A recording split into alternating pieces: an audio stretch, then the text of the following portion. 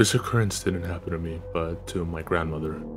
It would have taken place in the 1930s. My grandmother was a young teen at the time, and she lived with her mother and five siblings in an old house in the middle of the woods. The area was the Ozark Mountains in the southern Missouri. My grandmother had gotten into a fight with her mother, and she took off into the woods all day to get away from her for a while.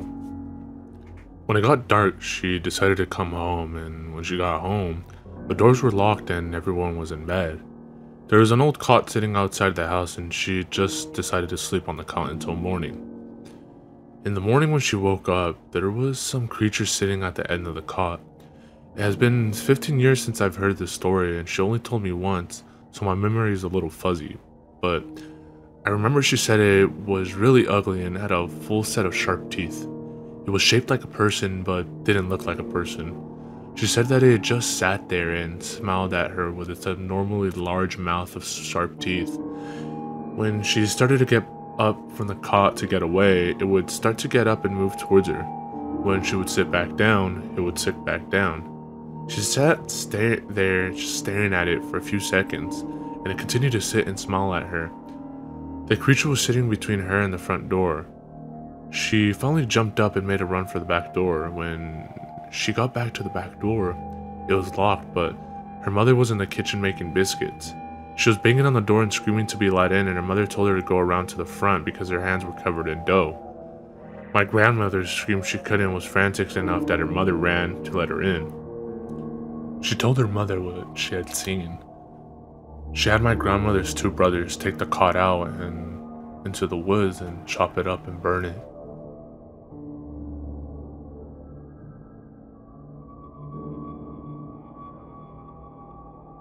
So about 5 years ago, some friends and I went camping in Oconee State Park in South Carolina.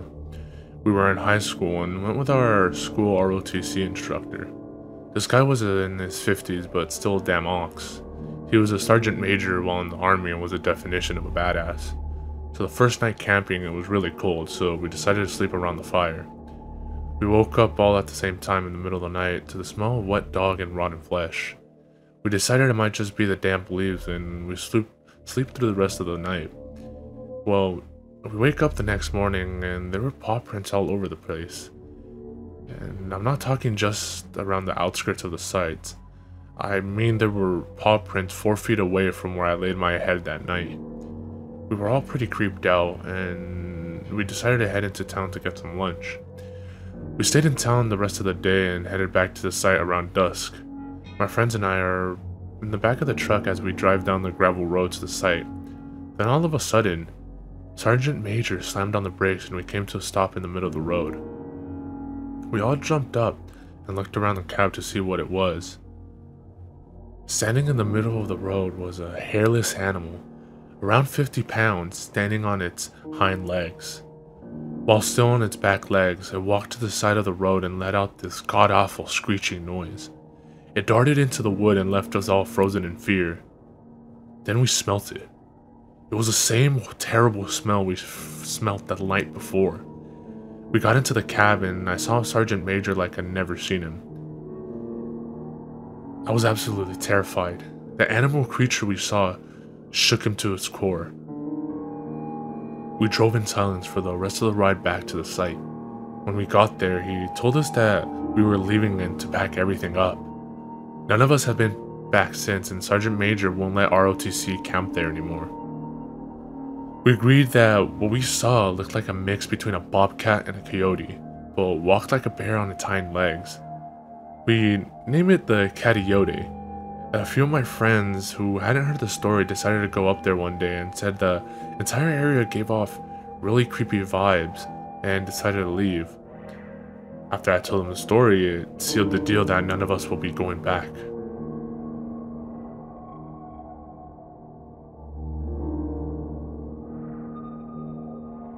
We used to own a racetrack in Ohio years ago, but we lived in southeast Pennsylvania. You had to take the turnpike to get there in any reasonable amount of time. And one of the times, my mother, my sister, and I were together to go meet my stepdad, who was driving separately with a trailer to haul equipment. We got off at an exit after paying a toll and go off into a strip mall with a bunch of rinky-dink looking buildings. Not dirty, but just faded pastel colors, and didn't even look like there was a town nearby. They had a diner though, and we hadn't eaten since we left 4 hours before, so we decided to stop in. The food sucked and was completely tasteless. People stared at us the whole time. It wasn't dark like a cave, just not a ton of windows. There were some, enough for ambient light, like a Denny's if the power went out, that sort of thing. And a reasonable number of people we noticed had bandages on them. The only person who said a word to us was the girl who took our order, who also rang us up at the end. We decided not eating was better than going back there, so we wrote down the exit in a little journal we'd been keeping in the glove compartment so we knew not to make that mistake again. A couple hours later, we get to the track and my stepdad asked how everything went. We said it was uneventful, but told him we'd recorded a real whopper for the journal to not take an exit we'd marked because it was Shitsville. He gets really excited and we're all wondering why. He actually said the words before, "I hate eating, it takes too much time and gets in the way of me living my life." So our less than stellar review definitely wasn't a motivating factor. He tells us he thinks we ate ghost food and that the people in the diner were vampires. He wouldn't stop talking about it for like 10 minutes and it was making my sister uncomfortable. So my mom made a face and tried logicking him away from it. We argued that the food had no reason to suck. They could have easily killed us, and nobody could recall ever seeing where the wound left by whatever bit the person to make them a vampire in the first place still existed on their body. He got less excited and left it alone. We have the race weekend. It's time to drive all the way back. He asked me if I want to come with him since he had to drive alone all the way there.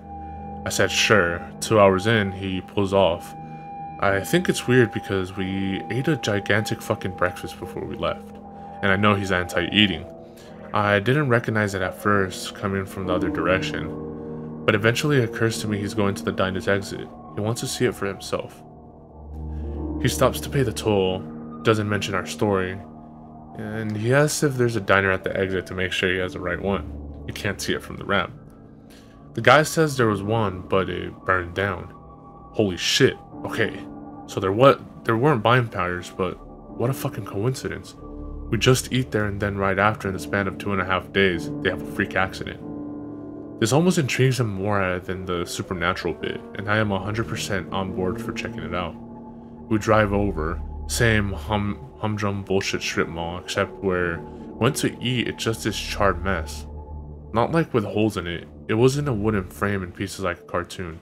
You just could seriously tell there was damage. No vehicles, no tapes. I'd assume they at least tested for being a crime, and they cleaned the area around it well. We go to get back on the turnpike, and these poor toll guys are stuck in a booth hardly bigger than they are, so it's the same dude getting back on. Hard to explain, but it's a short ramp, straight road perpendicular to the turnpike, guy's booth, lots of straight. Then you can turn into the strip so you see him again and then fork back.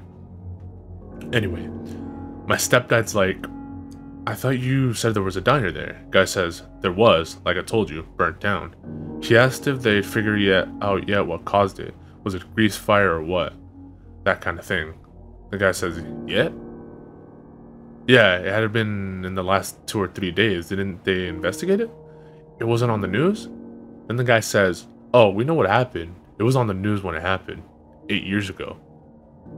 It sounds ridiculous and cliche, and there's a ton of stories like it, but I know what I saw. It was the same exit, the same distance from the road, same buildings, save for one. I don't expect anyone to ever believe me, which is why I don't usually share it. Plus, there's no way to prove it because I moved to Florida by the time I was old enough to drive.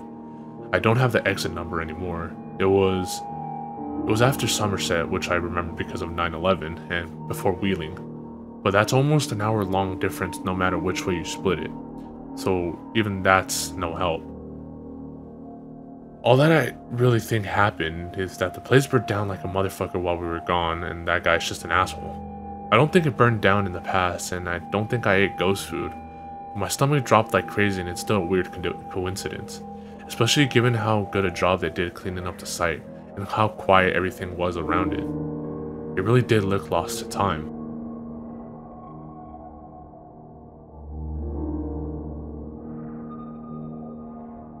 When my boyfriend was about 8 to 10 years old, he would receive calls on the house phone from some mysterious guy. The guy would call when Bob was the only one home, before his brother, who was 3 years older than him, would come back from school and when his parents were working. This guy would curse Bob out and tell him to shut up and to do whatever I said. And the guy told Bob that he knew where he lived, and he knew where Bob's parents work, and he knew that Bob was alone. The guy told Bob that if he told anyone that he was calling Bob's home, he would kill his parents or him. Guess whatever was more terrifying that day.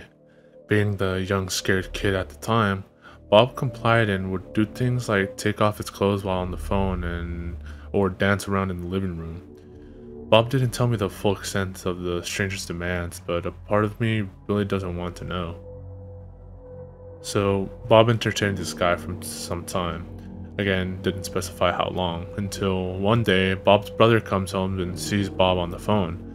Bob's brother asks who it is, and after getting off the phone, an apprehensive Bob finally explains to his older brother the details about this mysterious caller.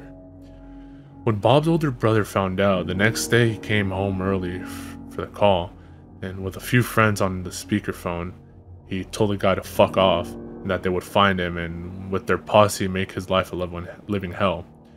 Bob lived in a predominantly Italian neighborhood where the mob life was very real. After they confronted the guy on the phone, the calls stopped and they were never harassed again. It makes me wonder if the guy on the phone was someone in the neighborhood or if it was some random guy across the country who got his thrills off these type of phone calls. Bob hasn't really gone into much depth about the nature of these calls, and everything I stated above is all the information he has given me. It's kind of scary because it really makes you wonder if he was just a random selection out of the phone book, or if this was someone who could quite literally watch him from the window. It gives me the heebie-jeebies because we're all now living in the same home that he received those calls. Parents want us to take care of it until they decide to sell it, and there are some pretty creepy folks around here.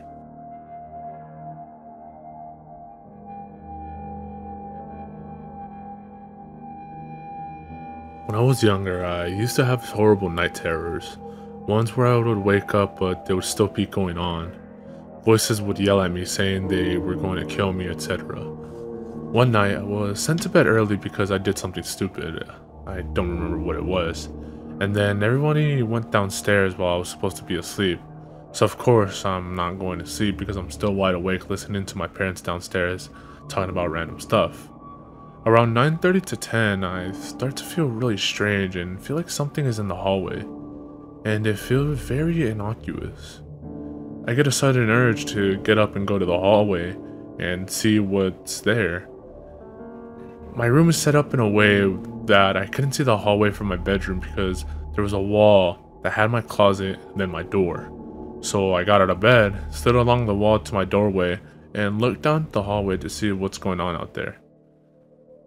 I'll never forget what I saw. It was a lengthy, cloudy black figure with eyes that were semi-glowing red.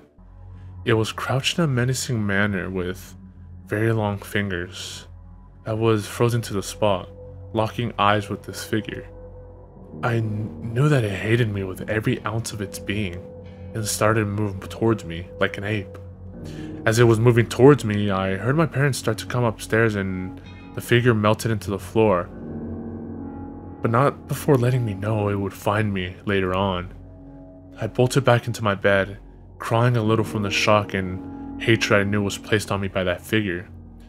Fast forward to college, where I'm recounting this tale to a few friends of mine, and decided to Google pictures to see if anything looks familiar. It took us a long time, but eventually I came across a photo of the same figure I'd encountered, and nearly had a full-blown panic attack. They are known as the shadow people or shadow men, and they can be benign or extremely harmful. I still wonder to this day when I will see it again, and if it would finish the job it was meant to do nearly 10 years ago.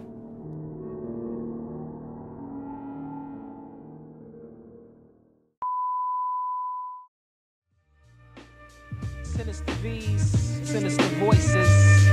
Yo. action pack, Black Mac 10, Junior and his friend, not a pot, the piston, starving brothers on a mission. 2:30, brilliant plan to route a toll booth, GW Bridge, got the weapon concealed, nothing to lose. They choose to break the rules at all costs, stick them in Jersey, hit the other side to New York, black and red leather suits and black biker boots. One got the gun, the other one controls the motorbike, adrenaline pumping, dreams of cash, anybody try to stop them getting lead in their face, believe that. Black Pack.